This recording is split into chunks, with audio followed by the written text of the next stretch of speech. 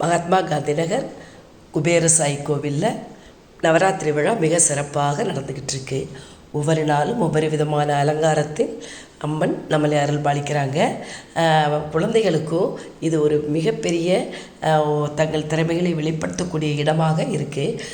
ஆடல், பாடல் மற்றும் நடனம் அப்படின்னு தங்களுடைய திறமைகளை ரொம்ப சந்தோஷமாக அவங்க வெளிப்படுத்திக்கிட்டு இருக்காங்க.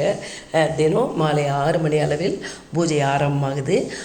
6:30 மணியில் இருந்து நடன நிகழ்ச்சிகள், பாட்டு எல்லாம் நடத்தக்கூடிய இடமாக இருக்குது.